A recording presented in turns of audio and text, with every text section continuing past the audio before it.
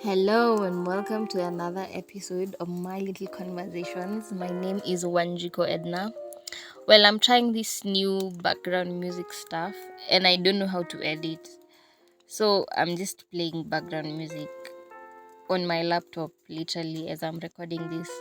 So I hope I don't overpower it and it doesn't overpower me. But anyway, I'll just get right into it. Um First of all, trigger warning.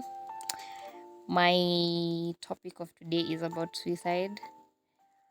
So if this will trigger you in any way, I just urge you to skip. Just don't listen to this. But it's also educative. So yeah, I might teach you something small. It's not even a lot. So what the things sometimes I learn basically from movies or TikTok or Instagram or podcasts. So, first of all, there's this statement I picked up from a movie, very random. I won't share the movie though, but um, there's someone who said a mental disorder, it's like any diagnosis you'd get.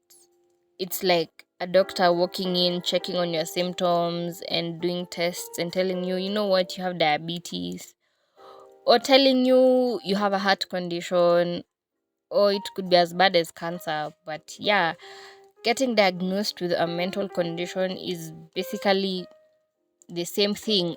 It's just that despite diabetes and all those other illnesses being physical illnesses, this is a mental illness. So there should literally be no shame when you have a mental issue. And I know so many people self-diagnose. You're like, I'm so depressed. But I feel like sometimes when you say that, it's more of how you're feeling, not how your mental state is. But yeah, okay, do I think it's wrong to generalize it like that? Depends. If you put it as a feeling, like I'm feeling so anxious, doesn't mean you have anxiety. This means at that moment you're feeling anxious about something that's about to happen. But yeah, if these feelings are prolonged, I think it's better if you see an expert.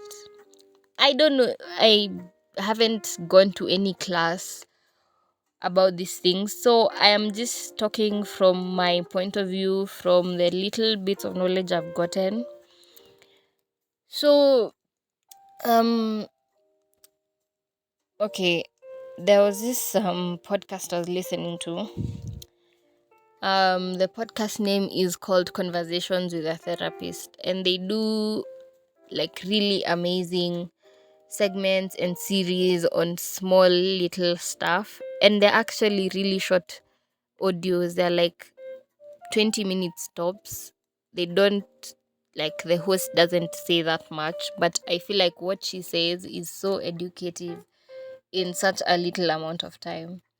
So there's a day, just I think last week, I was listening to one of her episodes, and it's a series on suicide, and she was talking about suicide thoughts and how literally everyone has them, but in different forms.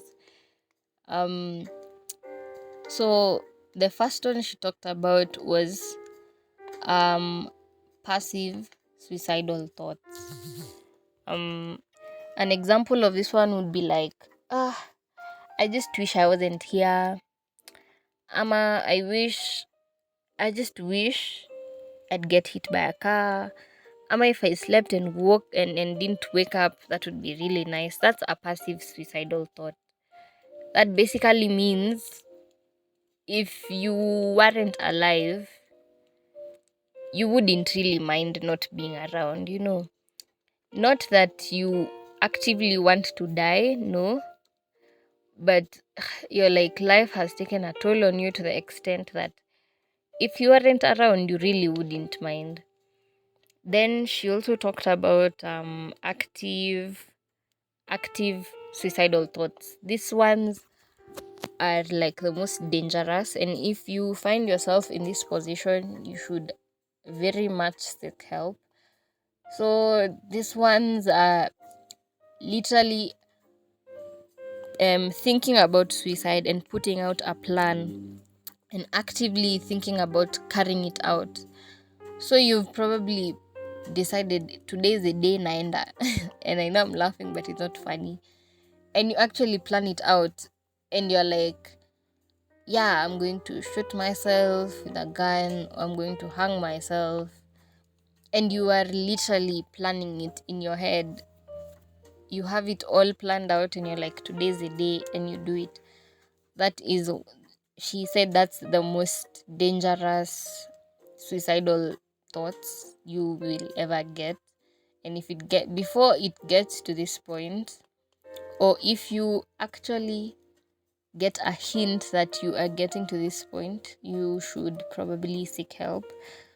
And the last one she says, and this one occurs so many times, are intrusive suicidal thoughts.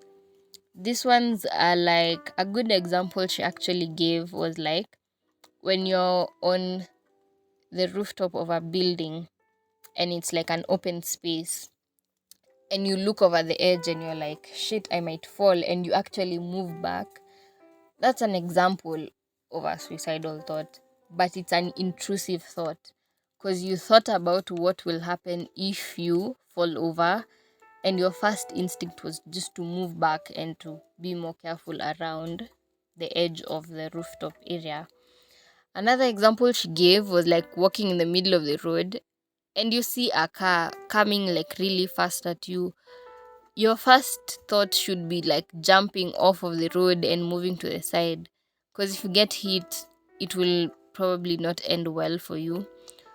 So she was like, this is probably the most common thoughts that people have.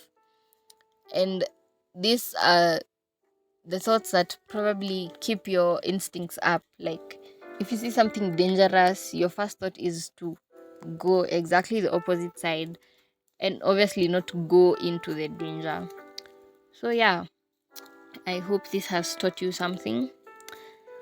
Please seek help if you have any of these really dark suicidal thoughts. It's not easy losing someone through suicide. I am not saying it through experience, but I have an idea of how it might feel. And I know losing someone is not easy. So please don't let your friends and family suffer because of this. Don't dig up your own grave. Just look for help. There are many free platforms. I do not have that information, and you can actually follow that podcast. I don't listen to it like constantly or religiously. I just listen to a few episodes that I find interesting. So yeah, I listen to it on Spotify. I don't know if it's on any other platform. And because I'm posting this on Spotify anyway, I think you'll find it. If you want to look for it, yeah, just search conversations with a therapist. I think you'll find it. I don't think you'll find any difficulty with it. But if at any point you don't find it and you want me to send you a link, just DM me. I will be glad to, yeah, send it to you. Again, thanks for listening. I hope this has taught you something. This was just for educational purposes. Again, I might be wrong because I got this from somebody who claims to be a therapist. I cannot be, I don't have, I'm not sure of it. I have not done my research or anything. So if at all she is not a therapist, don't beat me up. I don't know for sure. But anyway, I have gotten very good pointers from her at certain points. So I'd urge you to follow her. And yeah, thanks again. Bye.